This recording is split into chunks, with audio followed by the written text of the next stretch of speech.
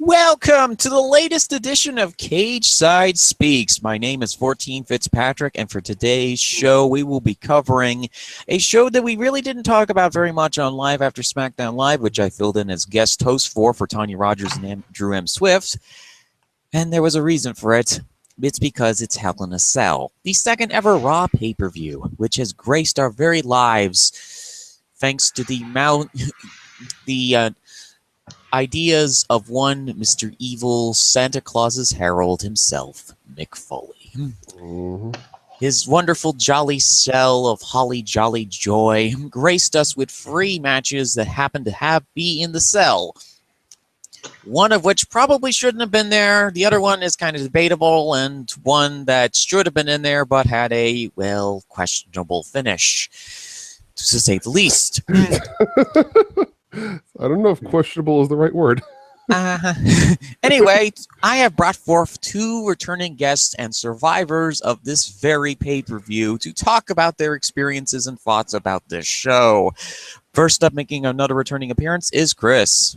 Oh my God, guys. We are in for a wild one. This was a hell of an event. And not in a good way. And of course, returning once again is Jomo. Hey guys, glad to be back. I think I'm going to try to be a little more nice than I was planning on being, but I can't promise anything. So, yeah. We'll do our best, which probably won't be very good. Anyway, apparently this was supposed to be some kind of triple main event, yet for some strange reason, one of these triple main events opened the show. The 24-minute long United States Championship match between Roman Reigns and Rusev. Mm-hmm. Oh boy. I mean, this probably was the best cell match on the card, and the one that people were most looking forward to. And Reigns won, and Rusev lost, and then he got punked by Bill Goldberg on the following Raw. Mm-hmm. Oh, joy. Yep. So, Chris, what is your thoughts on this first match? Well, the match itself,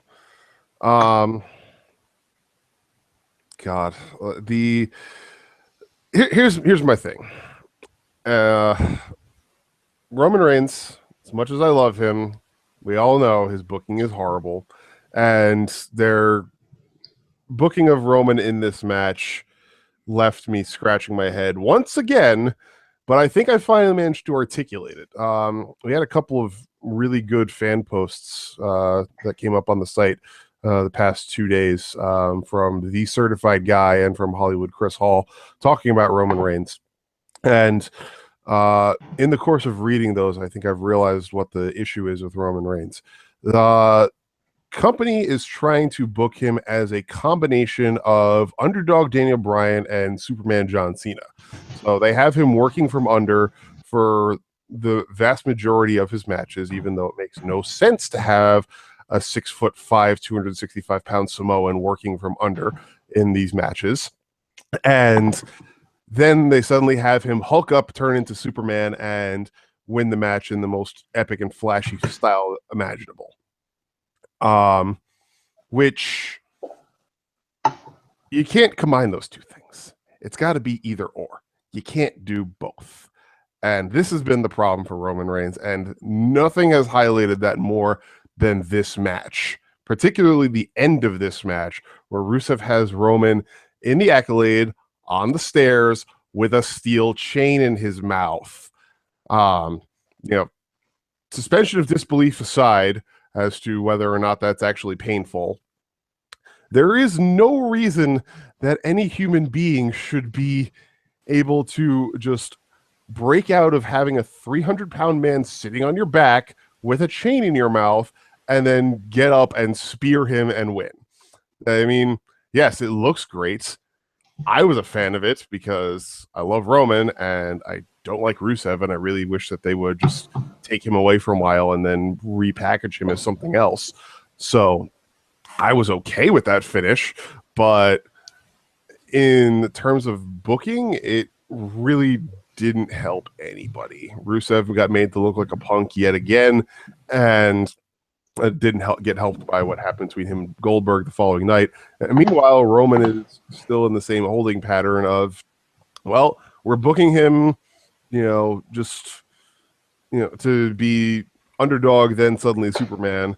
It makes no sense, but people are gonna love it eventually. And clearly, they're either into it or they're not. They've basically made up their minds at this point. So the match itself, I was all right with it.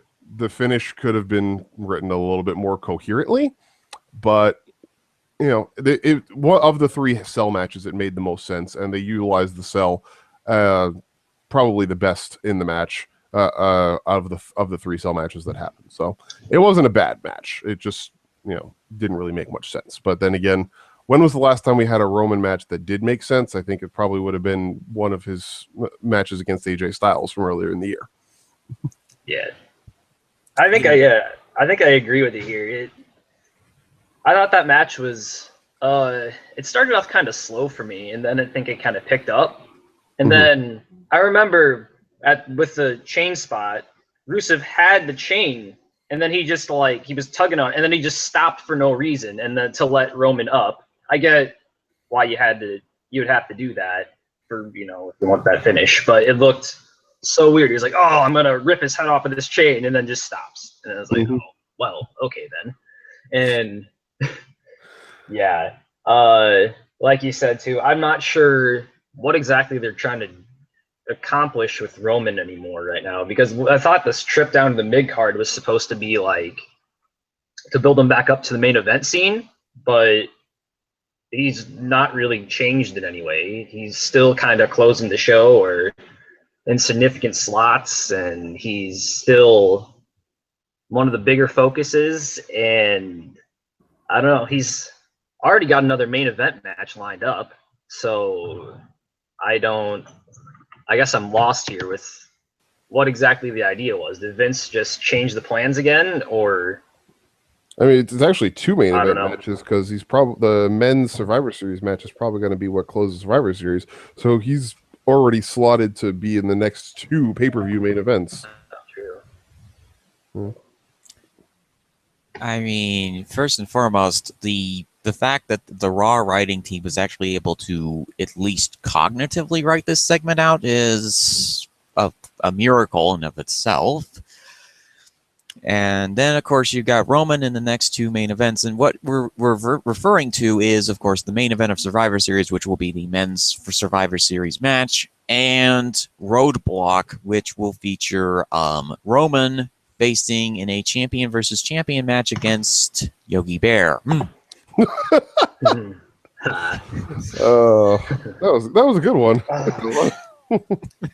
Yogi Bear, who loves his daddy, Triple H. He loves Boo Boo. Yep, and his sidekick Scrappy Doo.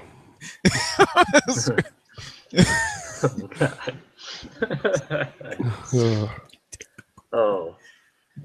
I don't. Like I said, I don't even know anymore with the booking on Roman. Like you said, Jomo. This trip down the mid card was supposed to change things, but I mean, it really hasn't done much. And I mean, even as someone who's a fan of Roman, I'm just tired of having to watch this same tape repeat itself again and again, because it's something needs to change.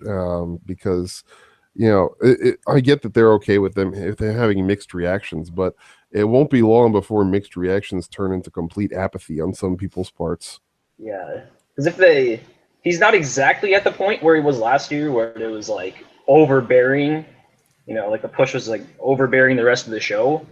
But if he kind of just stays like this character, eventually I'm not sure he's gonna even be getting booed anymore. I'm not sure if anyone would be getting a reaction if they just kind of sat how Roman is right now and didn't change for a while. And they have the template for what he needs to look like to be a top star. We saw what the template is from the end of TLC last year. Yeah. Have him be the silent badass killer, and people will love it. They loved the end of that TLC main event. They loved the end of the following night's Raw when he finally got the title, and then suddenly, nope, we're back to Joker goof off Cena-esque reigns, and that doesn't work. It's just it's not him, just not at all. And I'm not sure why WWE doesn't want to see this, because we're getting close to 2 or 3 years of this push now. But I mean, he's at least capable of performing other characters, as we've seen. Yeah. Unlike some other people in the company who are completely incapable of even performing the characters that they're written for. Cough, cough, Dana Brooke, cough, cough. But that's besides the point. We got a few more of those I think we're going to talk about later, too.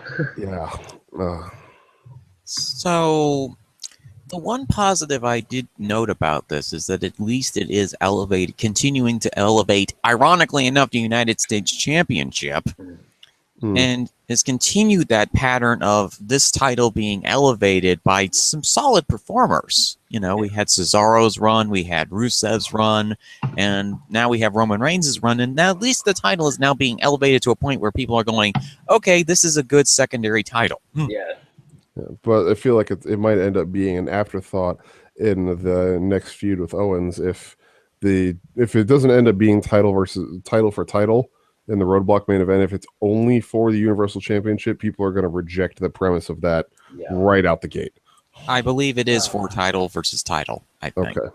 That would be peak Monday Night Raw, though, if they're like, you know what? We'll just pretend Roman Reigns doesn't have this belt. He's going to come out with it anyways, but he just doesn't. Shh, we don't have to do anything with that. It's okay, guys. It's okay. Just ignore it. It's okay. It's not really there. His daughter made it for him to wear. Yeah, his daughter managed to steal the list of Jericho and fashion it into a belt for her dear old dad. The ultimate disrespect. Well, it's his fault for spending $50,000 on a piece of wood and some paper. Oh, man. Are we going to get a 3-hour episode of Jericho yelling at Roman's daughter for that, then? Jojo Anna, why? You just made the list. I don't care. Dad, please spear this annoying man. I'm only 8 years old. You really think I care about what a 46-year-old has to say about me? Oh. Okay. So next up, speaking of Dana Brooke, we talk about her match with Bayley. And Chris has some words about it, but we'd like to switch things around. So Matt, you go first while Chris boils up his anger. What match? Dana. I'm just kidding. I'm just kidding. I literally remember zero about this match other than Bayley winning. So I'm going to just go crap on the build fast. What the fuck? What was this? An arm wrestling match is how we're going to try to get people over. An arm wrestling match. An arm wrestling match. It literally got, oh man, got shit all over. An arm wrestling match. I can't get past that. I'm sorry. I'm not sure what this is. I'm not They're sure. giving her the Mark Henry push? Oh man, a very, very, very, very poor version of that, I guess, where the only people being inducted into the Hall of Pain are the people who have to watch Dana wrestle. Yeah, we all lose when that happens. Okay, so I guess Chris.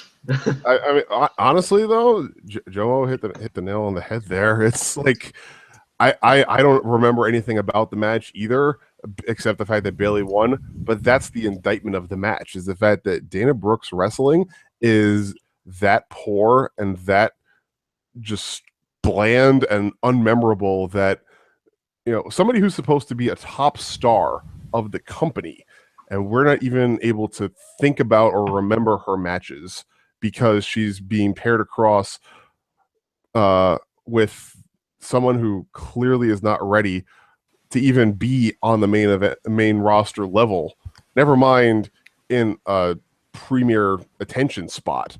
And that's where Dana Brooke has been for the past few months, and it clearly has not worked. Her call up was too early.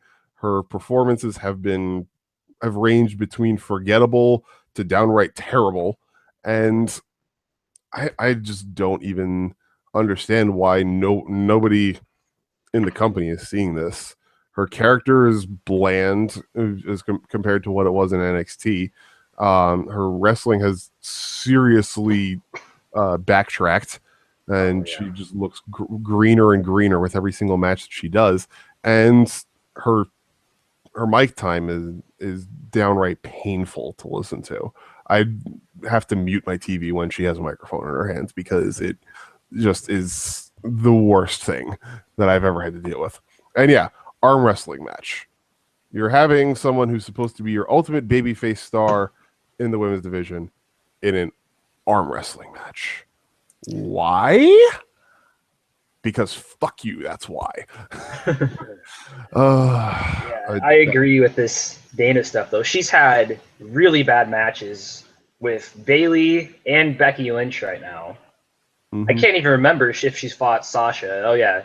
Yeah, she did. She did have a match with Sasha. That also was bad. Yeah. I mean, those are your top 3 wrestlers in the division. So if you're putting on like 1-star matches with them, what the hell are you doing on the main roster? Yeah, you're dragging down the people who you're having to compete with, and that doesn't do anything for anybody. I get why. Like I maintain that she was brought up because she has a look that Vince wants, but she doesn't have anything to back it up. And like even that look is failing in the sense that all she does is she comes out, does her little cartwheely thing, and then flexes, and nobody is impressed.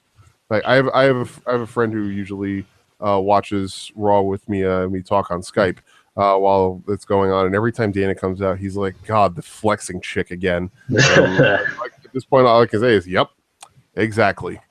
Oh, yeah. You know another name I just thought of while you guys were talking of? She basically is a female version of Mark Henry and his failed pushes and Chris Masters. Oh. Wow. Yeah. Oh. Talk about a name I never thought I'd have to hear again. I was wondering. I was like, Chris Masters? Nah, probably not. And then you said it, and I was like, oh, cool. Yep. Guy who had a bodybuilder gimmick, was built from Los Angeles, California, young. Wasn't the best worker at first, but then became a good worker after a few years. Guy who had frequent trips to the wellness policy office. Because he was signed at a time, he was in the company at the time where it was suddenly the post-wellness era, and he got busted at least twice. You know, I think Vince sees Dana Brooke as being the second coming of Sable, but she doesn't have any of the stuff that Sable had to back it up. That's the way I've been looking at this point.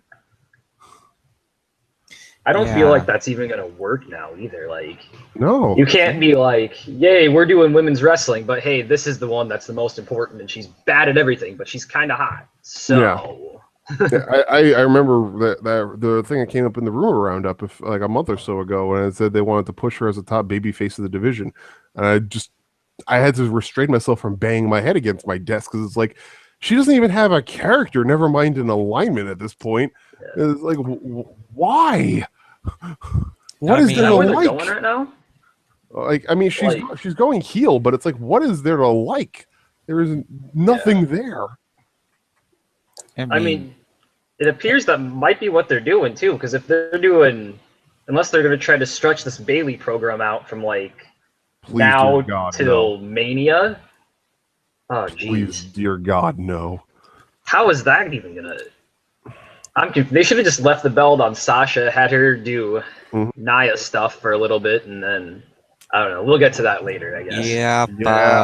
There's gonna be some words about that one, and but we can at least tell you that Bayley is gonna eventually be the champion's next opponent.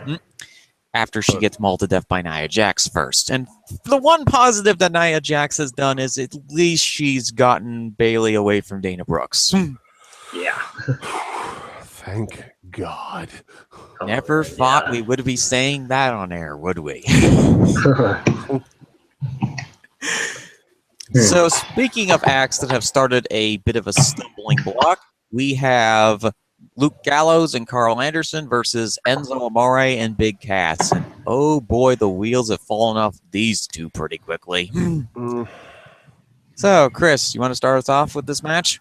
I'll reiterate what I said earlier when we were talking before the show started. I think that at this point, it is the only conceivable explanation is that WWE is actively trying to ruin both of these teams. You start this off with a terrible promo from Enzo, which is just incredibly attitude era sexist and demeaning in its content, and really has no place in 2016 pro wrestling. And then you have a match which admittedly I will give them credit for, it did not follow the typical formula for an Enzo and Cass match in terms of how the finish is. They didn't even get Enzo up on the top to try and do the rocket launcher. They just had Cass get wrecked after a tag. But I mean, there's no development of these two teams. I mean, Gallows and Anderson are essentially damaged goods at this point as it is, because they've been subjected to so many failed attempts at the titles at the hands of New Day, and they've been punked a couple of times by Enzo and Cass, and it's just made them look nowhere near the world caliber performers that, the world class caliber performers that most of us know they're capable of being. And meanwhile, Enzo and Cass, WWE is essentially taking the approach of, well, they're over, they're going to be over no matter where they go, so it doesn't matter whether they win or lose, and they're just having them lose all the damn time. And when they do get their wins, it's entirely one-sided Big Cass domination affair. And that, it helps to build him up for whenever Vince pulls the trigger on him going for a singles run. But meanwhile, as a tag team, they don't look like a credible threat towards holding titles. And that honestly is the greatest sin of all. Like, we're talking about the most over team in the history of NXT that never got to hold the NXT tag team titles. And now it's looking more and more like they're never going to get a shot at holding titles on the main roster either, because WWE, for whatever reason, just doesn't want to have Enzo as a title holder. I mean, it's like, yeah, sure, we'll put Universal title on Big Cass, put the Intercontinental title on Big Cass, put the US title on Big Cass. I'm sure that there are plans for all of those things brewing in WWE creative, but they're not willing to pull the trigger on a tag title reign because of Enzo Amore for whatever reason. And it's just a really sad disservice to a team that truly does deserve better. Both teams deserve better. Yeah, I'm just kind of confused on why this doesn't exactly have much of a story, because you have 3 hours to figure something out, and instead we had a run-in before the pay-per-view or something, and then I don't even remember what the hell happened. But yeah, I don't even think I watched that segment. Oh man, you have 3 hours, Raw. Let's storylines. We can use those. Those are things that happen in wrestling, I believe. They are things that exist. Yes. But why do that when you just randomly announce the main event for a pay-per-view 2 months ahead of time? Anyways, yeah, I don't credit to Enzo and Cass for staying over during this, because it was pretty cool to see. Even when they didn't have their mics, they had their whole spiel thing go over, or the crowd was pretty into just yelling it off with them, even though they couldn't hear them. So that's cool. Gallows and Anderson, why do they even sign these guys if they're just gonna? Did WWE just look at them and be like, hey, there's 2 guys, we can just aimlessly wander around in the mid card forever, let's go get them? And are they essential to getting AJ, or I just don't get it. I believe they were essential to getting AJ because they were part of the negotiation process. Ah, gotcha. Yeah. Huh.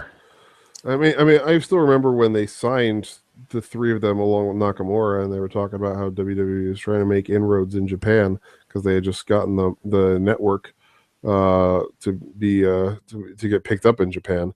And it's like, yeah, I'm sure the people who followed New Japan and saw these guys who were the longest reigning NJPW tag team champions, I'm sure they're loving tuning in to WWE Network and seeing these guys get punked on a weekly basis by the likes of the New Day and Enzo and Cass.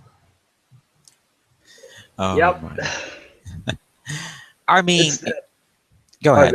Oh, I mean, it's like WWE believes with things like this. They're like, oh, we got to get these people to draw in these interests from other areas. Like Del Rio and Kalisto back in January, I guess, were supposed to be the Hispanic draws or the Lucha Libre draws or whatever, and Del Rio, that's what I'm looking for. Then Kalisto spent all his time on the pre-show, and Del Rio jobbed out a lot, and now we got this. Do they understand what makes people want to watch a television show, or? I don't even know. I mean, the Kalisto Del Rio thing, but that was because they were touring Mexico, right? Yeah. It could have been. Were they down there at that time? Yeah, that was part of it. Yeah. Okay. I mean, that's like what, a 2-week thing at most. That was a program that was stretched on for, I think, like 2.5 months, and it was a mediocre program at best. Yeah, wrapped up at Fastlane, I think. On the pre-show, of course. Yeah. But that also might have been due to the situation that was brewing between WWE and ADR, which has turned into this whole big mess. Oh, God. Let's just pretend that's not happening. Yeah. I mean, we'll just wait for the Mexican wedding on iPay-per-view, which will probably be the bloodiest thing ever, and yeah. See, Saria's going to need to be blocked by some security guards, I think. Yeah, I'm just pretending that doesn't exist anymore because I'm so just done with it. Yeah, all right. Let's run as far away as we can from this. Yes, and go to the second Holly Jolly Cell match that was presented by our evil satanic Santa Overlord, Mick Foley. A match that probably shouldn't have been in the cell in the first place, and apparently they asked for the cell match, these two. Yogi Bear, Kevin Owens, and Seth Rollins. And there was also a major debate as to whether or not the Universal title was actually going to go last on the show instead of the Women's Championship, which turned into a really big debate. It wasn't decided until like the last minute, where the women ended up going on last, and this match ended up in the middle of the card. And do I get a sense of deja vu about this match? Because it feels exactly the same as Clash of Champions, just with a Cell and Chris Jericho being annoying. I might agree. I had a lot more fun with this match, though, than I did with Clash of Champions. Probably because they just went full-on, overbooked indie stuff, and that can be fun on occasion. I don't know. Once Jericho got in there, I was like, oh, well, this shit again. Because I did research on this. I was planning on writing a fan post, and I never did it because I just didn't. I don't know why. Every Hell in a Cell pay-per-view, other than last year broke the streak, ended with a cell match ending dirty or having some sort of interference or people getting locked out of the cell or something. I don't understand why you book Hell in a Cell like this, but it's crazy. Why even put the cell there if people are going to get in? Like, this is probably, if you had to book that, this is probably the best way to do it, with the ref having to get out and then Jericho running in. I mean, it's better than having him just like, I don't know, kick down the cell and go like, ugh, and then just beat the crap out of Rollins or something. Have the lights go out and have him appear in a cloud of smoke and then blindside somebody with a piece of wood, a la Bray Wyatt in 2014. Oh, yeah. It's just, if these things are supposed to end feuds, why do they all end dirty? I don't know. Because they think they can get a. So yeah, there's a fun fact. Jericho, I don't know what's going. Why is he? I'm all right. I'm gonna go off that point for a second. I'll come back to it. I'm honestly surprised that AJ Styles is the world champions right now. That some people are actually worried about losing credibility when we got Kevin Owens, who he's supposed to be a main event champion, but he's holding a belt that it's just coming off as a glorified mid-card title at this point. And he hasn't won on his own agency yet. His 3 title match victories have been because Triple H pedigreed Seth Rollins, because Jericho did stuff, and because Jericho saved him again. He's probably the least important person in this feud right now. I mean, we got Jericho's list and stuff taking over an episode of Raw. Rollins is bitching at the Authority. The Authority are the Authority. And then there's Mick Foley, who's just there because he's there, I guess. I don't know. To yell at people. He has to be involved. Yeah. So he's like the 6th most important person there. And then when you throw in the other stuff going on with like Goldberg and Brock and Heyman, and then there's always Roman, that makes like Kevin Owens like the 8th or most important person on the show, and he has the belt. So I don't get it. I just don't get it. Like I said, I like this match. It wasn't like a 5-star classic. It probably would, if I was rating it, it probably would have been somewhere in the 3s. A bit of issue with the no selling, even though at some point you just got to go. If you're gonna go full indie match, just go full indie match, which I thought they did well. But at the end of the day, this didn't accomplish anything, really. It didn't make anyone really look good. It just kind of advanced us to the next week. Mm-hmm. Yep. What were your thoughts on this match, Chris? About the same, honestly. It's like it's like they got in the cell, stuff happened, match ended. That's really all you can say, because Joe was right. The cell served no purpose here. The run in by Jericho only serves to make Kevin Owens look even less important. I mean, this is Seth Rollins' world title run 2.0. Exactly. Right here. This is turning into that again, except just replace J&J Security with Chris Jericho. And when Jericho leaves, who's going to be at Owens' side next? That's all I'm asking myself at this point, because there's nothing to this title run. It's like he's got the title, and you can tell at this point it's painfully obvious that after Finn Balor's injury, it's like, okay, we hotshot the title to Owens, and then we'll figure it out as we go. And they haven't figured it out as they've gone. They haven't done anything that has established any sort of presence for Owens as a title holder. And yeah, he's basically pretty far down the list in terms of the most important, most attention-grabbing people on Monday Night Raw. And it's the latest symptom of WWE's inability to be flexible and to be creative and think outside the box. The match was okay. It wasn't anything to write home about, but it wasn't actively bad. Yeah, it was overbooked, but some of the moments there were some actually really enjoyable moments of overbooking, like after he hit the ref with the fire extinguisher in the face, and he just looks at the fire extinguisher and goes shit and throws it down. That was really funny. I liked that.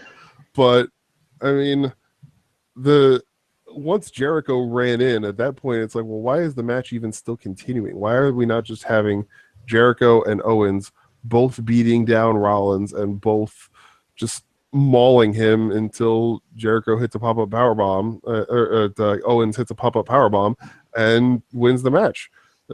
Rollins shouldn't have had any comebacks at that point. And let's not even talk about buckle bomb into the cell on a guy who's 270 pounds after taking the beating that he did.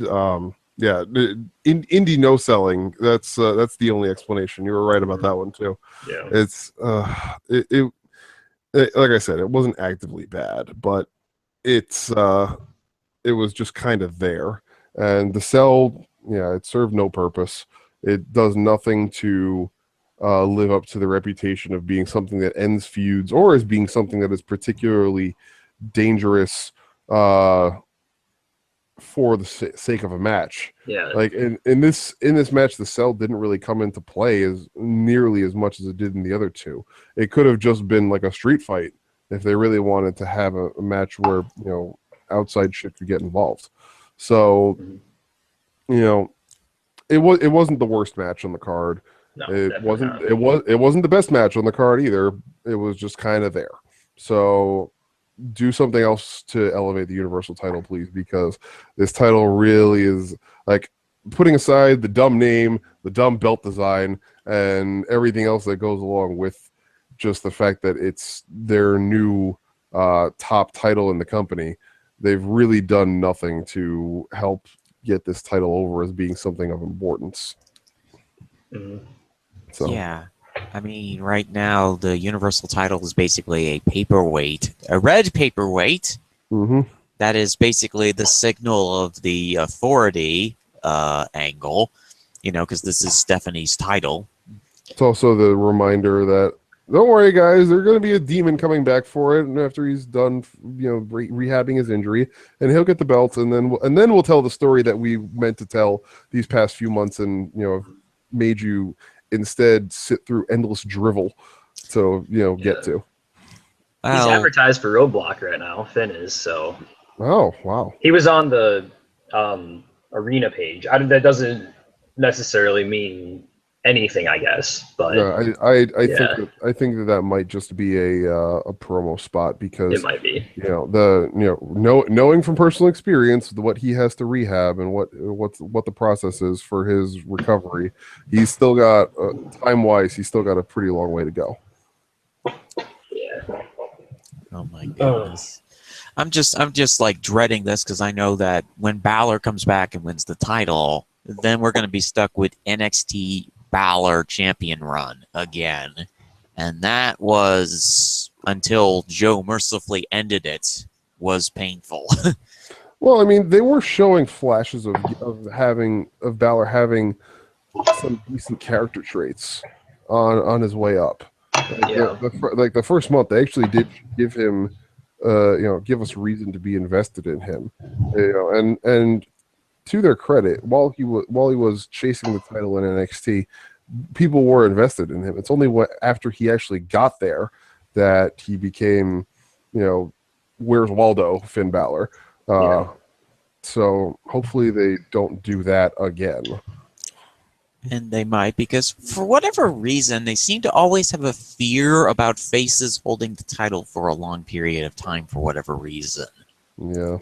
You know, that's one of the many quirks I've noticed recently with WWE and their booking, is that they seem to have a certain fear about, oh, let's keep the belt on the heel champions, and then maybe the faces will get over, and then maybe they'll have the chance of the belt, and they'll hold it for a while, then they'll drop it to the next heel, or drop it back to the heel, but they seem to be having an aversion to having faces do long runs with the championship.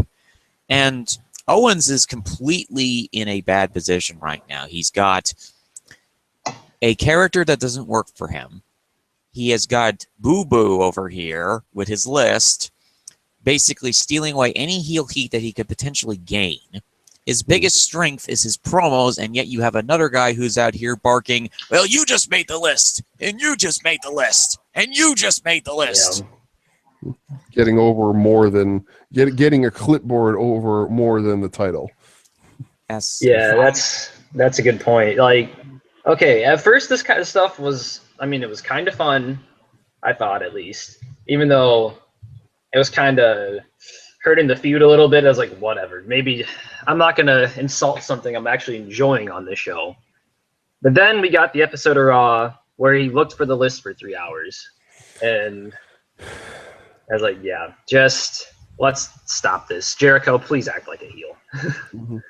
The payoff of him putting Braun Strowman on the list was good, but not enough to justify the story that they had been telling for the entirety of the show. Yeah. Like honestly, I think the moment where the list got over the most was when they were challenging New Day, and he put all of New Day on the list. That promo segment between Jericho and New Day was actually well done and well constructed, but after that, it's just been downhill. Yeah, you can do that kind of stuff with New Day too, because they're like the ultimate comedy thing, and then through that, hopefully it'll get everybody else more over. But in a feud where Seth Rollins, I'm not even going to try to describe this character because I just remembered what it exactly was, and that's going to take me 20 more minutes to rant about. Yeah. Seth Rollins isn't going to get over or get more over by running around like, ha ha, I have your paper, and hiding it by giving it to Braun Strowman. So, how in the world did he hand it to Braun Strowman in the first place? Wouldn't have Braun just eaten him? Maybe he like hid on the other side of the room and then just like kicked it to him. I gotta say, you know what this actually reminds me of, with Rollins pulling pranks and crap on Jericho and Owens. It makes me think of after Rollins won Money in the Bank in 2014, and Ambrose was just terrorizing him, stealing the briefcase, sitting at ringside and pouring soda into the briefcase and popcorn and JBL's hat into the briefcase. Then he gives it back to him, and the briefcase explodes with like silly string or whatever it was in Rollins' face. And it's like, hey, comedy, this was fun. It worked for Dean. Let's do it for Seth. That'll get him over as a face. It's like, no, that is not how this works. That's not how any of this works. No. It didn't even work for Dean a lot of the time until he got sent to SmackDown, really. So, I mean... Yeah. Yeah, when he got re-signed to Antarctica. So, they think that Seth Rollins is Doink the Clown. I know that they want to get him over as babyface. I get that. But first of all, they need to realize that the definitive way to get him over as a babyface is not having him pull dumb pranks on the heels. Just because you're opposing the heels doesn't automatically make you a face. That's not how that works. Yeah. Has Vince been marifying early 2000s MTV stuff? He probably thinks that's new.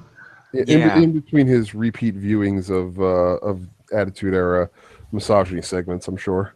Oh, yeah. Wait, what was that promo that Enzo cut? I mean, to cut back to the tag match, why was Enzo cutting that promo? I don't even want to talk about that, because the fact that they doubled down on it the following night on Raw is just... This is not what got Enzo and Cass over in NXT. Yeah, his wordplay is great, but that's not going to endear him to certain segments of the crowd. Yeah. Carmella, can you do us a favor? When you go into Survivor Series, could you beat up Enzo Amore again? And now you're reminding me of that one GIF where they had that match. Enzo gets knocked to the outside. Carmella picks him up and just smacks him in the face, and then he like hulks up and is like, yeah, and gets back in the ring. We need that. Yes. Now, here, the next segment is actually, I think, my favorite segment on this show. Because, see, if you didn't hear from my Confusion of Champions show, I am not the biggest fan of TJ Perkins. I find him incredibly unlikable. So, look at my heart and joy when I see that Brian Kendrick has defeated TJ Perkins by trapping him in a submission hold to win the Cruiserweight Championship. Alternatively, I would have preferred if he just repeatedly shived the guy and took his belt, but okay. Here's Scampy Choosers. Yeah. So, what has gone wrong with the Cruiserweight division, just besides the fact that the writers have no idea how to write these people, and that Perkins was probably a poor choice as first champion? Well, they didn't hit the pause button. They need to press X to reload, I think. Circle to get out of the pause menu after that. Shoot, I was going to shoehorn a bunch of video game references here, and now I just went blank. Konami code. All they need to do is enter the Konami code, and then they'll just win. So, in short, video games, TJ Perkins, the same thing, apparently. They should stick with Brian Kendrick, though. I mean, some people might snort in laughter, but I don't know. Maybe they'll have to go live under a subway or something. I don't know. I tried to make my references are not working. That was supposed to be referencing Brian Kendrick's drug addicted appearance. But get a haircut, you effing hippie. Yeah. Honestly, though, I really like Kendrick right now. His Talking Raw or whatever the hell that was called. I thought that was really good. The back and forth him and Booker had. He can play character well. He's really good at wrestling his character well. And I hope this goes to a Kendrick-Cedric feud pretty soon because I think that's the chance. That's what they need to do to get this division over. I don't know. I feel like, well, regarding the match, it was a serviceable cruiserweight match, although that one spot that clearly failed of him tying Perkins' tape to the ropes, it clearly wasn't, and Perkins was just holding his wrist there to hide the fact that he hadn't actually done anything to the tape. That was a dumb spot, and they shouldn't have tried that. But I mean, the match was perfectly fine as it was. But yeah, the cruiserweights. There's no once again, as with so many other things on Raw, there's no story being told.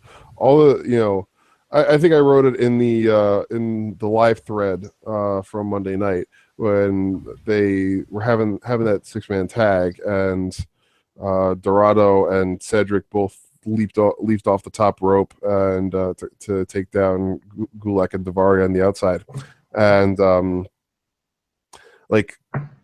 And at that point, Cole said, "That's what the cruiserweights are all about." And what I said in the live thread at that moment was, "No, Cole, that's not all that the cruiserweight's about. That's not all that they should be about. There should be, actual wrestling and actual storytelling going on here, rather than just spot fest matches designed to make the crowd go ooh ah, and not actually doing anything of substance."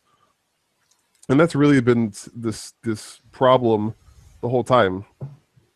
And I also think that this feud, to start things off, this Perkins Kendrick feud, I get where they're trying to go with it. I get that they're trying to build off of history between the two of them, and also use the fact that Brian Kendrick is an established name and is well known to people who have been watching WWE for years as a way to try and get the division over.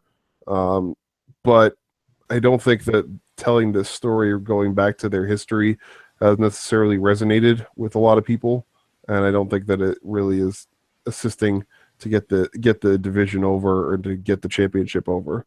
I mean, the performer that people are most invested in right now in the cruiserweight division is Rich Swann, because he's fun to watch. He has this cool entrance. He's got the great music that people can sing along with. Everybody likes that, and I think that he's going to be the next one to get the title, given that he has a win over Kendrick from last week, and the fact that he's the most over performer.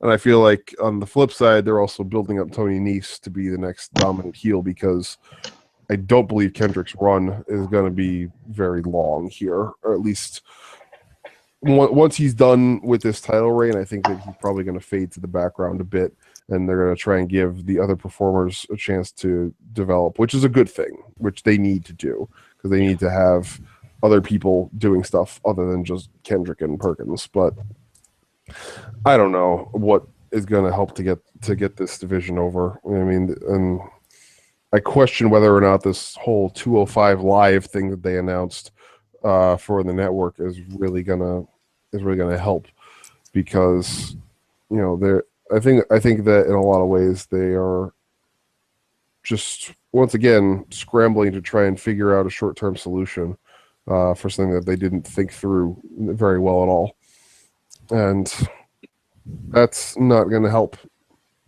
Just coming up with a Band-Aid to put on the problem when it really needs stitches is not going to do anything to make this better. Yeah. So to continue that, where is Neville? Why isn't he doing anything in this division? The rumor roundup said today that he's not expected to join the cruiserweight division anytime soon, which I don't know why. That makes no sense at all. Why put established people that the fans might actually know in when you can just not do that? And why give a performer that everybody enjoys watching? Why give him something of importance to do when you can instead just continue to have him show up on Superstars and nothing matches against the Shining Stars? Exactly. Yeah. I mean, the Shining Stars could even work in this. They're like probably around 205, aren't they? I think they're like 215, 220 apiece.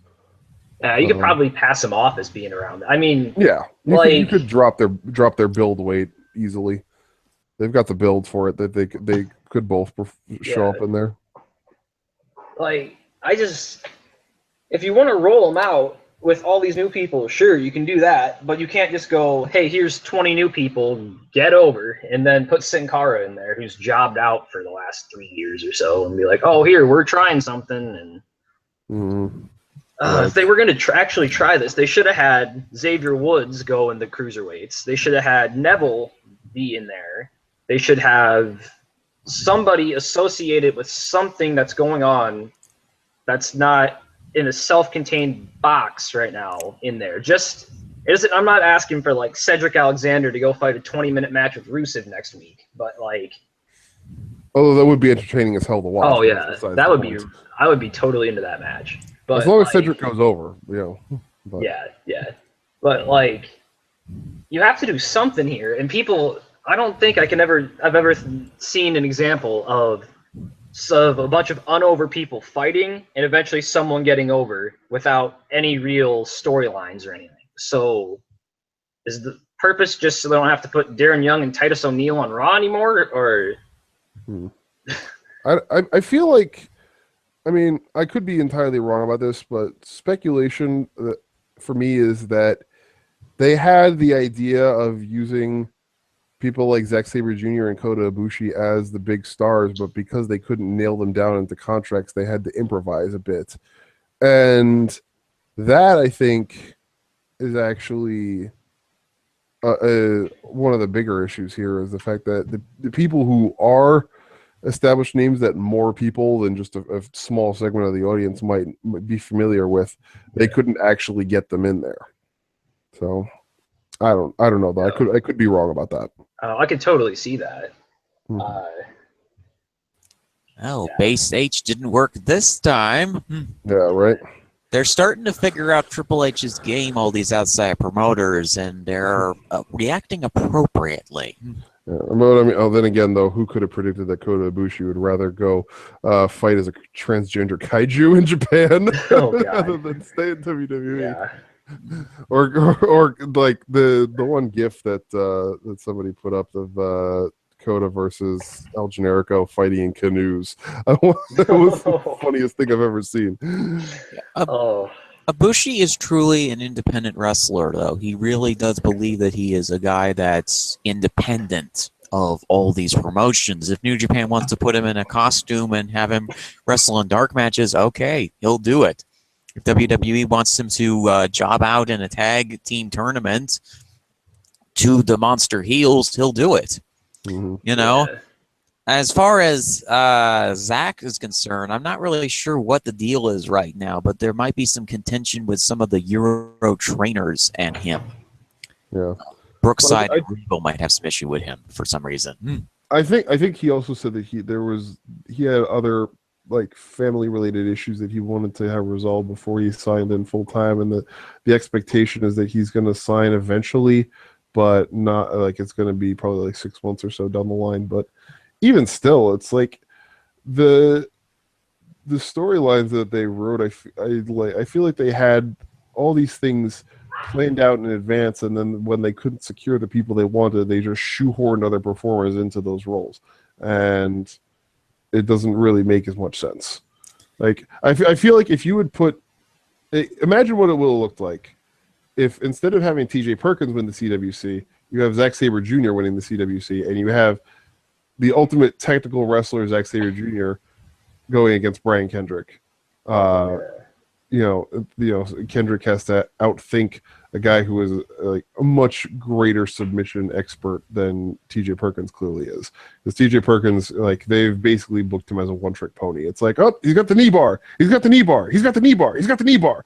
Like, how many times can you have somebody get put in the knee bar before it's like, okay, We get it. We get it. The knee bar hurts. Okay, what else can he do? It's like rather than having that, you have a Zack Sabre Jr. who can use about 15 different holds to get somebody to submit, and then you have him get the win that way.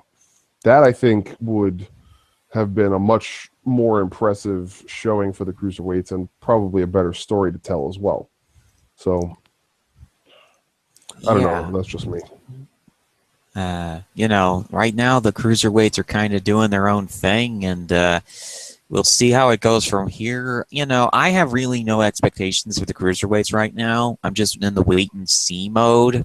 What's going on and all that kind of stuff. And, at least Kendrick won over Perkins, who I'm not a fan of. He's incredibly unlikable. They really should turn him heel at some point, because Perkins as a heel is a much better act than Perkins as a face. Probably. Also, please get this man a manager. They probably will turn him heel at this point, because, they're not going to have him... he lost his rematch for the title, and it was a dirty finish. I predict that what's going to end up happening is he's going to lose in another dirty finish, and then he's going to just go heel. But, heel against heel doesn't really sell as a good story. That's why I think that they're going to probably transition Perkins away from Kendrick once he does execute the heel turn. Mm-hmm. Yeah, that sounds like a plan. Anyway, speaking of plans that didn't work, once again, match number 6, the Tag Team Championship match. We talked a little bit about these performers earlier, but now we can talk about the match itself, which ended in disqualification. Fun. Listen, all I can say at this point is this. Wednesday, December 7th, can't get here fast enough. Because once that title reign is over, and New Day can drop the titles having, surpassed Demolition, and we can move on with our lives in terms of this tag team division, I will be so relieved. This mess of a match, which, they had their surprises, putting Xavier in the match, introduced a little bit of, doubt about, is Xavier going to eat the pin because he's considered to be the weak link of the New Day in terms of, in-ring performance. Is Xavier going to eat the pin? Is Xavier going to get submitted? Oh my goodness. And then it's like, oh yeah, Xavier's in a submission hold, but Kofi's on the outside and he's going to cause a DQ finish just before Xavier taps. Oh, how convenient. Cesaro and Sheamus, they could have won the big one, but no, we're just back to them bickering again. And why is this happening? Why did this need to occur? There's so many other ways that they could have gone with the story. They could have built up another already established tag team. But no, instead we have the Odd Couple pairing, because the Odd Couple pairing is so much fun to watch. No, it's not. This has actually just been painful to watch. Watching these two bicker back and forth with each other isn't helping anybody, isn't getting anybody over. It's not worth the time and investment of storytelling that they're trying to do. The match was fine. The match, aside from the finish, which was really dumb, the match itself was fine. But New Day still is stale at this point. Cesaro and Sheamus are still a dumb pairing, and none of this is making me believe that they have any plans except for get New Day to 479, then have them drop the titles, and we'll see what happens after that. Yeah. I feel like with Cesaro and Sheamus, they wanted to go back down the Team Hell No route. But the problem is with that, neither guy are anywhere near as good with comedy stuff or as charismatic. So yeah, that, I don't know, corporate Kane, or just Kane in general, really. He's a really good comedy guy. So that was going to work. And then Bryan is amazing at just playing a pissed off, angry little troll dude. Even though I hate calling him that because he's my favorite of all time, but he can do that. And then they actually went all out with that, with the anger management and stuff. And the constant just bickering, and I mean not just bickering, but like full out like screaming at each other in the ring. With Cesaro and Sheamus, it's just like the two guys in high school who don't really like each other and they're paired up for a project. They'll sort of work together, but sort of not, and fight the whole way. And then when it's over, they stop talking and they're back to what they were doing before. And I can't see this going anywhere else. You don't have the magic of I am the tag team champions. Yeah. No, I am the tag team champions. Yeah, exactly. These guys aren't really doing anything to. I'm not sure how arguing is just going to get them over. That's not what got Hell No over. Well, it is, but it went on. The arguments were on a higher scale of just straight out. I hate the fact that you are considered equal or whatever. Mm-hmm. And yeah, now we're at this. They lost, or they ran the match at Raw before, didn't they? That made no sense. Yeah, they ran it as a non-title, and that was the only win that they've had as a team against established stars together. Like they've gotten a couple of wins against local talent, but other than that, the only win they have against an established team is a non-title win over New Day. Yeah. I don't get why they thought this would work. I don't even know if they thought this would work. But no one WWE, that doesn't usually stop them. Yeah, like you said though, I feel like they're just trying to do whatever they can to get New Day to break Demolition's record, which seems to be their thing now, is to do all history and all big moments, and it doesn't really matter if that affects the quality of the show or storytelling. Like last year we had Nikki Bella break a record. This year they went to break a record for WrestleMania. We're having New Day about to break a record. It wouldn't surprise me if somebody is going to try to break CM Punk's record pretty soon. It's probably going to be Roman, and it's going to be bad, and everybody's going to hate it. Yep. I dread the moment that starts because you know it's going to happen eventually. And he'll go for like 2 years as champion, and they will refuse to do anything in terms of character development. That's where this is all really hurt. You can have long title reigns if you want, but you can't sacrifice storytelling for him, and you can't sacrifice character development for him. And that's exactly what they're doing. Yeah, I mean, the reason why New Day's reign has worked is the fact that, you know, they had them go heel to win the titles last year, and then once their heel characters had played out completely, they turned them face, reinvigorated the gimmick, gave it a whole new side, and people got reinvested into it. Yeah. Now they've been playing face for so long, but they're not adjusting accordingly and putting them back to being full-on heels or anything like that. So people are bored. Yeah, they showed signs that they were going to do something in the form of character development back in the Wyatt feud, but then once that was over, they were just happy skipping, jumping people again. So yeah. The day Big E snaps on those two and crushes them is going to be a really good day. Mm-hmm. It's going to be a new day. Yes, it is. Oh, I guess they're doing really well with merch still, though, so we might be a ways away from that. But they want to sell their $13 boxes of cereal. Yep. Seriously, $13 for a box of cereal? That's I honestly think it's sold more for the box than the actual cereal. I think so. I mean, it's the kind of cereal that you get with those special limited edition, whatever movie tie-in comes in. It's sweetened corn and oat cereal with marshmallows. Mm-hmm. The only difference is the marshmallows are different shapes. Marshmallows are shaped like Iron Man. These marshmallows are shaped like Captain America. Avengers cereal. It's really just Lucky Charms. I actually got some of that stuff on clearance. Oh my god. At least with the Bootios, they didn't shape the marshmallows well like a booty, but because that would have been something. But I hate that name. Yeah. Name it anything else. Name it a New Day cereal or anything else, but that name, like, no. I get where they were going with that, but it's like they just took it too far. Yeah, they did. As with so many other things, WWE took it too far. What a surprise. Yeah. And as far as Cesaro and Sheamus goes, the problem is that Cesaro has the charisma of a Swiss cuckoo clock, and Sheamus has the charisma of a potato. So expecting these two to do talking segments is not likely or possible. Yeah. And Daniel, Bryan, and Kane have so much promo and charisma with each other that it works. These two don't.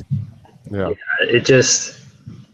And they're not giving us anything to go off of with their quote unquote bickering that happens in the ring, because none of it is actually like after the match or before a match on a microphone. That was part of why Team Hell No worked, is because they gave them promo time to interact back and forth before matches and then after matches. The bickering that happens after they lose or even after they win, it's just like you just see them jawing at each other, but you have no idea what's actually being said. I mean, for all we know, they could be arguing about whether they go to IHOP or Denny's after the event is over.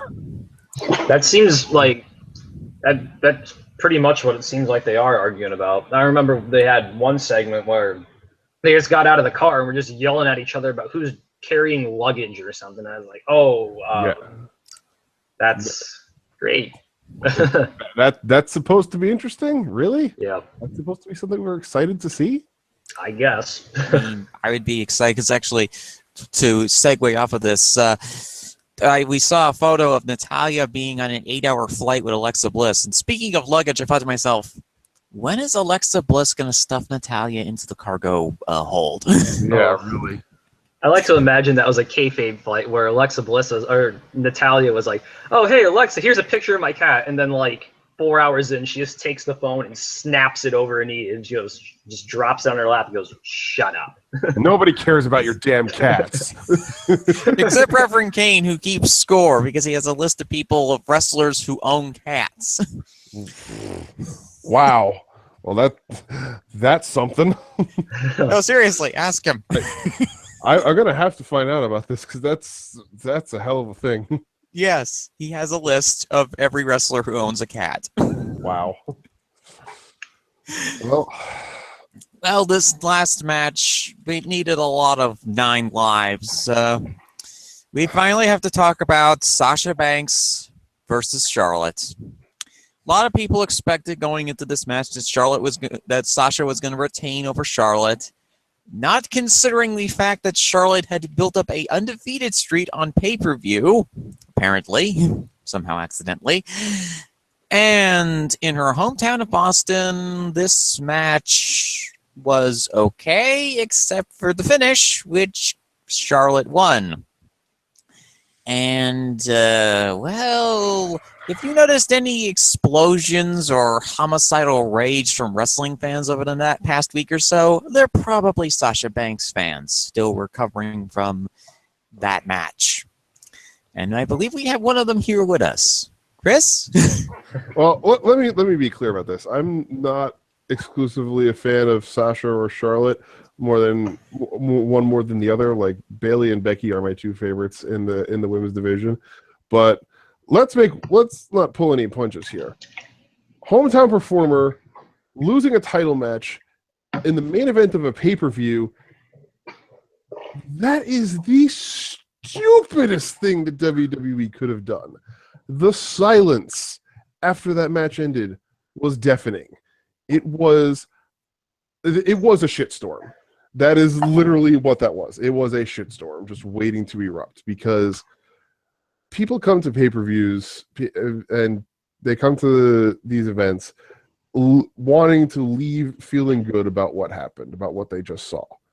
And that's what everybody was expecting going into this. It's like, okay, well, we've had a pretty mediocre to bad pay-per-view up until this point, but it's okay because we're all going to get to watch Sasha triumph in her hometown, to the adulation of the whole crowd, and it's going to be great.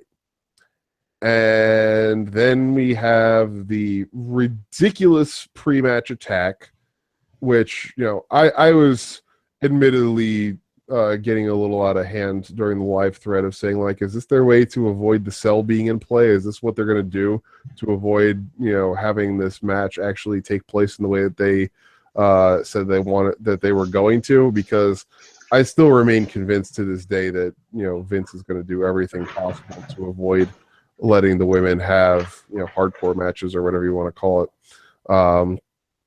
But eventually we got past that, completely plagiarizing Mick Foley moments in order to get there with the whole oh, I'm getting stretched out. Nope, I'm off the stretcher. Start the match.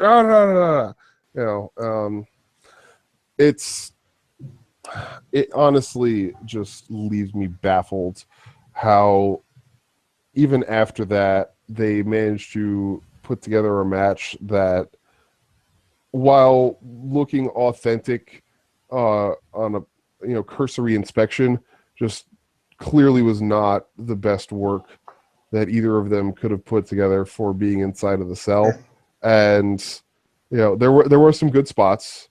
Charlotte Sasha using the chair to beat down Charlotte while she was in the submission hold. That was creative. I liked that. That was well done. And give them both credit for using the cell effectively, using the weapons that they were allowed to use effectively. It still just all came down to that finish, and that finish just like blowing the wind out of everybody's sails and just killing any momentum that they had in developing the Raw Women's division. That match is going to be seen from now until the brand split ends and both brands come back together again. This match, I feel, is going to be seen as the beginning of a serious low point in the Raw Women's division, because if rumors are correct and they're just going to have Charlotte's undefeated streak continue all the way to Mania, and have it be whoever beats her at Mania gets the title, and that's supposed to make them a big star. That's the most asinine thinking that I've heard since the whole thinking of Roman taking down the whole authority at WrestleMania is going to make Roman go over with the crowd. No, that didn't work either. And Charlotte fans, I've said it a bunch of times in the comments this past week. I'll say it again here. Be prepared for receiving some ridiculous hate, because even though Charlotte's a heel, it's very clear that she is the favored performer in the women's division in the eyes of the company. And that's going to make everybody start turning against her. And that's going to be, this is just the beginning of the cynicism and negativity that Charlotte fans are going to start experiencing, because they're booking her even worse than they booked Roman during his rise to power and prominence in all of 2015. This booking is just abysmally bad. Having Charlotte continue to go over all of these top stars in matches where all storytelling points to Charlotte losing, she still somehow wins. This is now going on a year of this, or going back all the way to Royal Rumble at the beginning of 2016 when Charlotte went over Becky, despite all storytelling pointing to Becky winning the title. It's just, I can't even put it into words at this point anymore, the idiocy of some of these booking decisions. I don't know whether it's nepotism because she's Ric Flair's daughter. I don't know whether it's about her look, because she's got the kind of look that Vince likes traditionally, or something else. This is not to discredit Charlotte as a performer in the ring, because she is a good performer in the ring. She has her moments of looking amazing, and overall she works fairly well. She does have some safety issues on certain spots, but overall she's good in the ring. But this has just gotten out of hand. This is beyond ridiculous at this point, and it needs to stop, because everybody else is going to suffer for it. Sasha's already suffered for it. Bayley is going to suffer for it during this next feud. Nia Jax has suffered for it by the fact that she hasn't even been on TV, with the exception, before this week, she hadn't been on TV for a month and a half. I just, okay, that's it. I have to stop myself there, because I'm just going to keep going and I have to stop. Well, I give that a 9.5 out of 10 on the Tanya Bomb scale there, Chris. My brain hurts. So while Chris's brain hurts, Matt, what were your thoughts on right. this? Well, I said before the show I wasn't going to do this, but I think I'm just going to do it anyways. I think Chris hit on the main points I wanted to say about the match, so I'm going to go into something a little bit different here. I very much dislike this idea that Charlotte is an excellent heel, because when I think of excellent heels, I think of the work AJ Styles is doing right now, and the Revival, and the Miz, and that is not Charlotte. What those three do to separate them from the rest of the pack is that they go out of their way to make the other faces, or whoever they're fighting, look good, like really, really good.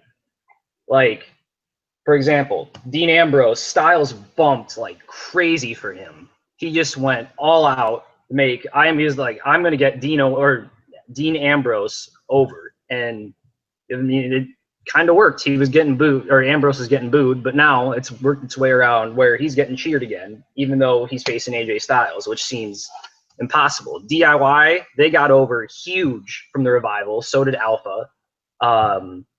And I would love to talk about them more, but this is not NXT podcast, so I'll just get off of that. And then The Miz, he's done just an amazing job of getting Dolph Ziggler, or just for people to care about Dolph Ziggler again. That's just amazing, because the spot he was at the draft and where he's at now are just significantly different. Just who actually thought they would want to watch another Dolph Ziggler match again this year? I didn't. I know that for sure. And then the Miz feud came along, and now I'm like, oh, okay, I'm kind of excited to see what Dolph Ziggler does at Summer Survivor Series now. And that's what I feel like Charlotte is absolutely missing, and that's why I just roll my eyes when I see the talk about her being a great heel, because what she does, and I'm not going to take a lot away from her in the ring, because she's a fine in-ring competitor.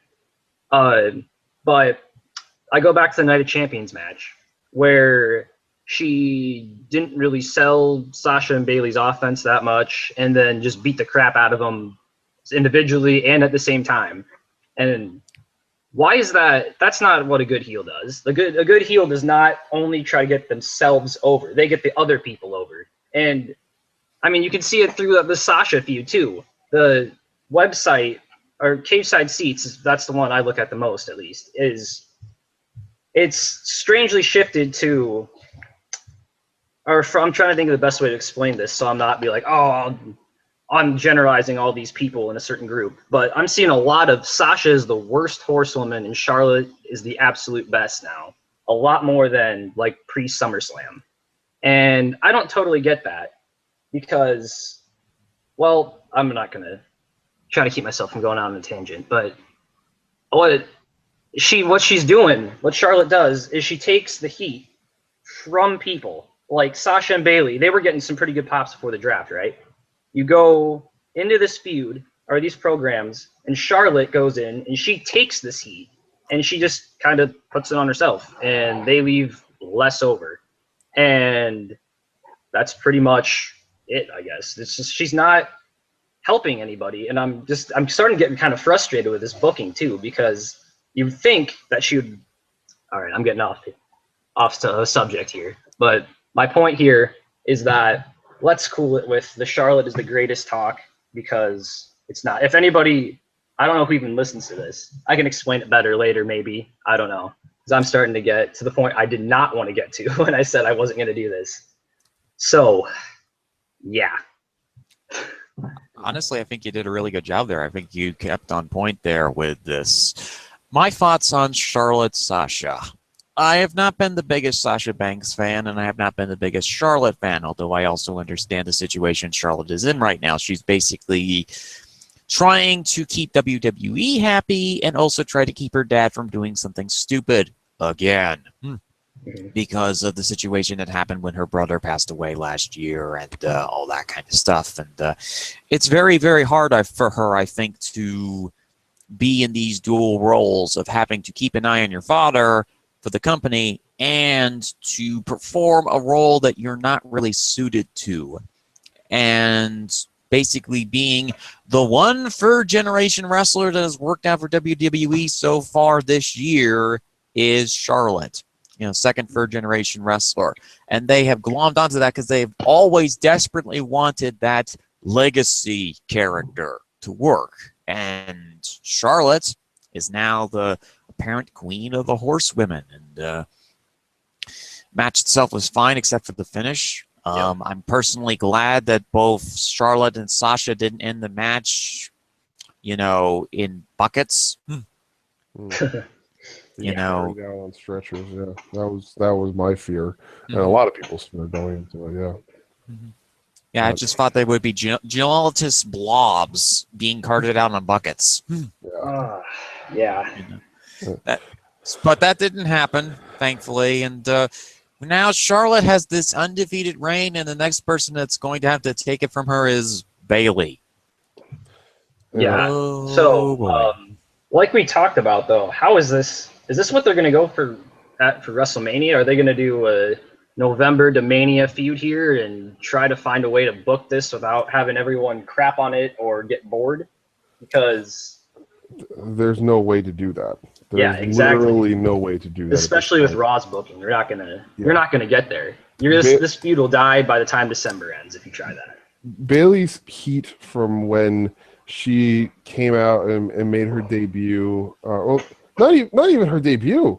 Let's talk about first Bayley showing up at, what was it, Battleground? Yeah. When they had the tag match. That moment, the loudest pop I've heard for somebody this year. The most insane pop that I've heard for a single performer this year.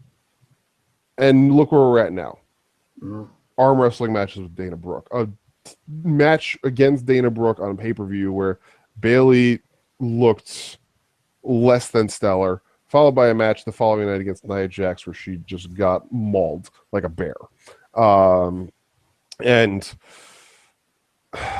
Bayley is already at this point, it's like the writing's on the wall at this point that unless they change something up with their storytelling skills really quickly, Bayley's going to end up being just a shadow of her former self and what she was in NXT.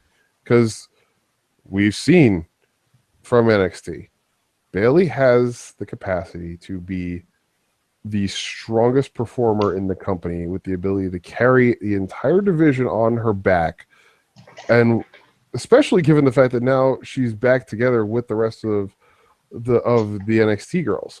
With Sasha and Becky and Bayley and Charlotte, I mean, yeah, everybody goes crazy about, the horsewomen, but even putting the hype of the horsewomen aside, the four of them together, we know that they're capable of putting on great matches together, and we know that they're capable of putting on great matches with others.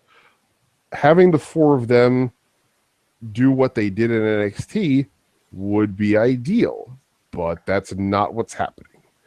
If you look back at NXT for the first half of 2015, during Sasha's title run leading up to Brooklyn, Charlotte spent most of that time as a face who didn't talk a lot. Great role for her. Can use her in-ring prowess to get over and put on good matches, and you don't need to rely on her screeching into microphones that are too close to her face. I didn't even get to that, and I'm not going to because that's another 20 minutes. But yeah. Sasha as the heel, as the boss, character that everybody loves, a character that everybody is desperate to see come back. Becky as a face who is, an underdog, but is capable of being dominant when she needs to be. And Bayley as the lovable underdog face who everybody wants to see eventually get that big win. 4 characters, 4 performers who are incredibly well suited to playing those 4 characters. And if they were booked in the capacity that they were during that time period in NXT, the women's division on both shows would be top billing, easily over everything else that's going on both shows. As it is, The only one that has it right now is Becky. SmackDown, and that's the reason why SmackDown's women's division is in the place that it's at. Meanwhile, Raw's women's division has been floundering this whole time. So the blueprint is there. WWE just has to read it. And they're proving themselves to be illiterate instead. Exactly, yeah. Yeah, I'm just happy we got the SmackDown women's division here, though, because they're showing, they're exactly what you're supposed to be doing. There's, how many we got? We have 6 or 7 for that division. Seven once Eva comes back. And yeah. I mean, even Eva is playing the right role for her character to be, smarmy, better than everybody else heel, but also has that cowardly side and finds any excuse possible to avoid having a match because she doesn't want herself to be exposed as being the talentless hack that she is. Yeah, I'm that's sorry a in great advance, character. Gino, but it's true. Yeah, honestly, I can't wait for Eva to get back here, which is absolutely shocking statement considering in the summer I was like, can Eva go away yet? Or, but because I think the idea that was initially that Eva's going to have a title reign. Oh my God, the world is ending. Eva's going to have a title reign possibly before Becky Lynch. Oh my God, the apocalypse is coming. Right? That was those were everybody's thoughts. But, they didn't go with that. I mean, whether or not that's a result of Eva's suspension or whether that was the plan, or they executed the plan that they wanted all along, we don't know. But either way, it's worked out for the best, and all of the women on SmackDown have come out looking great. I mean, even Natalya, somebody who I just find to be, more boring than sand at this point, is still doing something in terms of character work that's at least funny to watch. Right, yeah. Yeah. I mean, right now you've got Natalya trying to be the coach. You've got Nikki and Carmella beating each other up in strong style matches. You've got Naomi doing her thing and building herself up as a face. And then you have Becky versus the Pixie Hulk. Which is a fantastic program, I have to say. The two of them are doing so well. And that's something, the match this Tuesday, I'm looking forward to that a great deal because I feel like that's going to be a great moment for Alexa to really show everything that she's capable of in a long match, and for Becky to still come out on top, but with both of them looking even better than they did going into it. Yeah.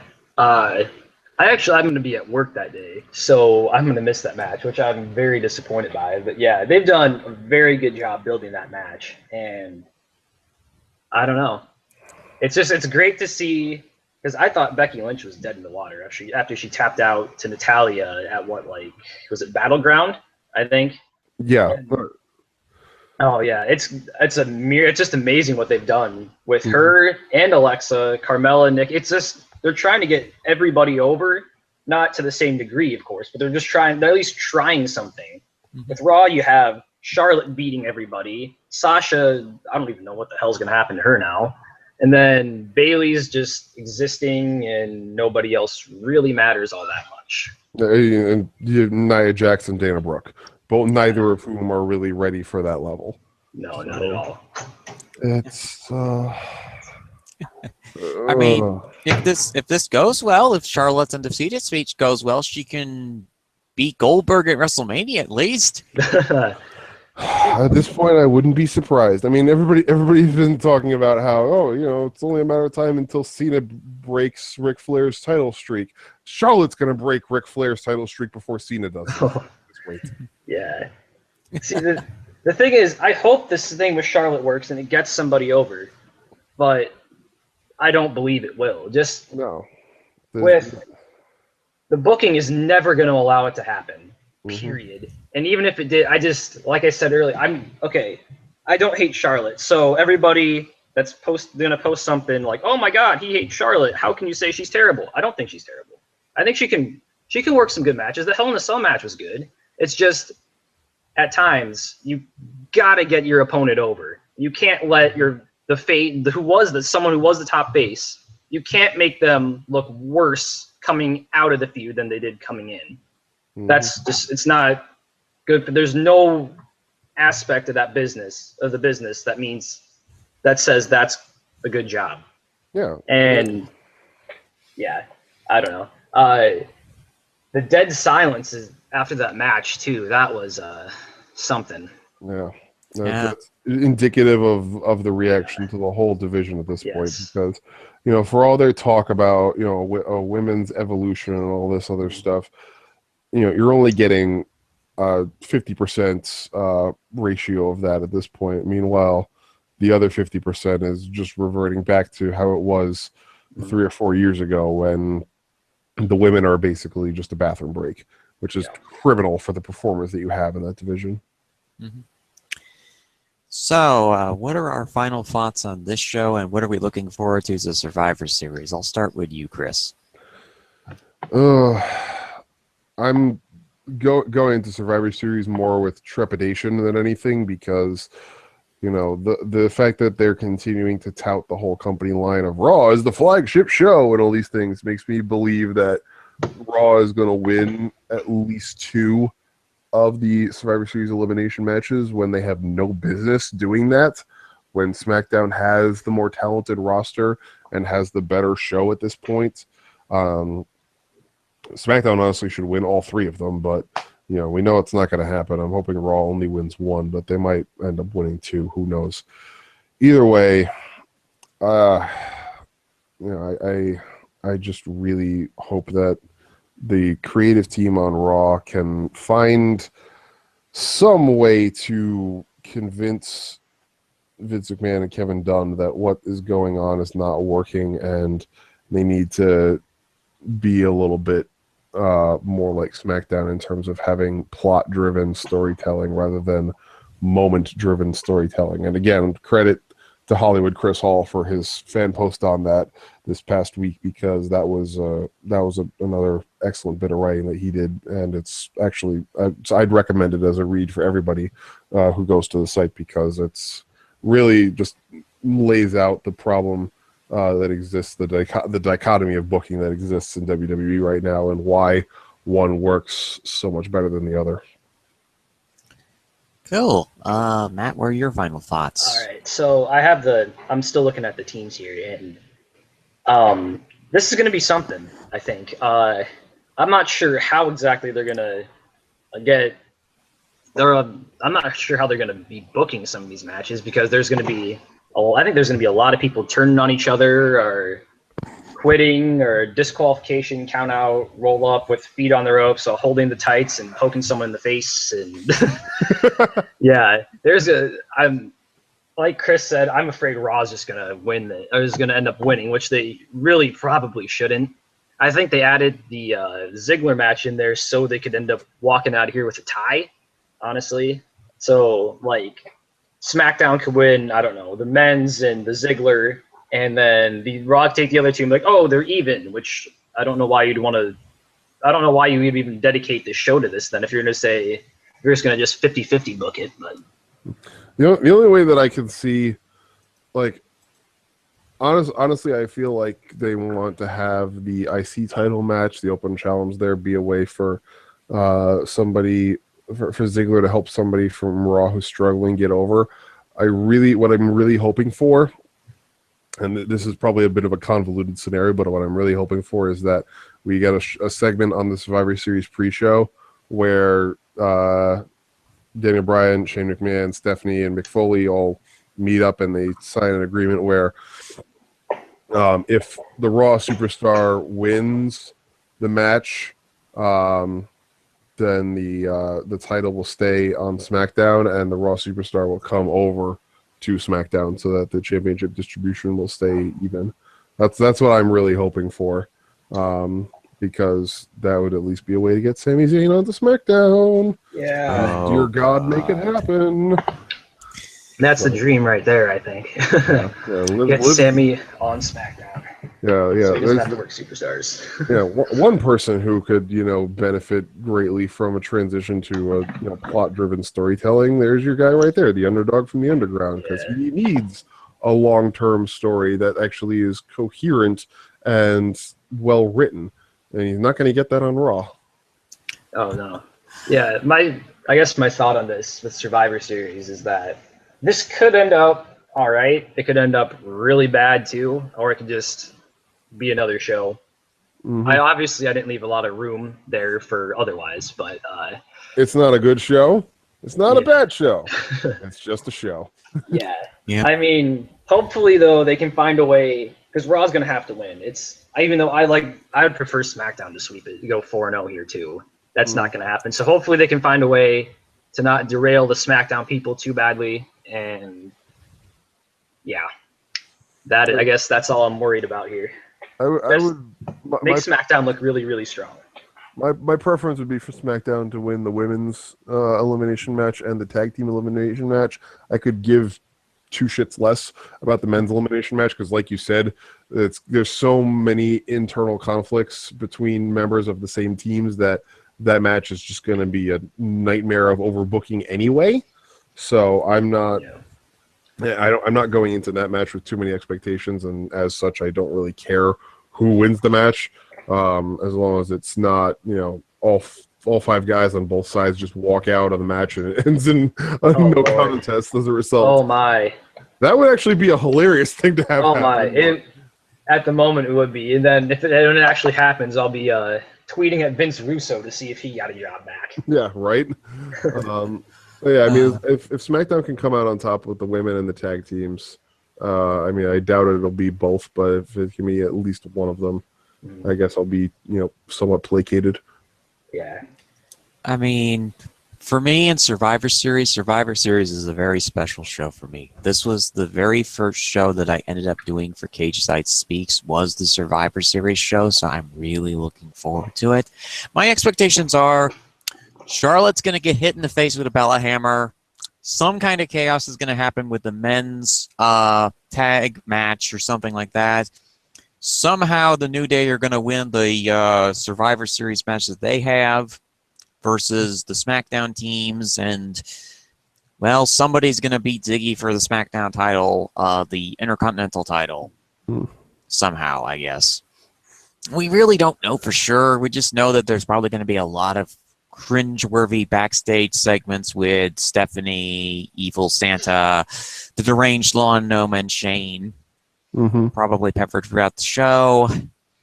And, oh my god. Hell in a Cell was a show that's obviously traumatized our two guests here. Best left forgotten. Yep.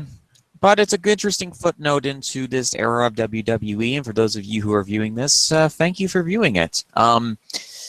This has been another edition of Cageside Speaks. Hope that this helped out everybody who's involved, process their thoughts on the show, and... grief processing, that's what this was. Oh, yeah. Counseling session. Group therapy. Yeah. So, we'll see you on the next edition of Cageside Speaks. A friendly reminder, Live After SmackDown Live is coming back next week, provided that there aren't any technical issues or Andrew decides to start watching fall baseball, spring training. Cubs win! Yeah. Sorry, I had to get that in there. Cubs. Still on the high of that. Sorry, Swift and other Indians fans. Also, the next edition of Cageside Speaks is going to be TakeOver Toronto edition. And Live After SmackDown Live and Speaks will be doing a joint show on the Survivor Series show. So that will be kind of fun to do. And we'll see you next time for the next edition of Cageside Speaks. This is 14 Fitzpatrick. Have a good day, ladies and gentlemen. Be sure to proof your house from the evils of Mick Foley and his elves. And we'll see you then. Have a good day, ladies and gentlemen. Bye. Bye-bye.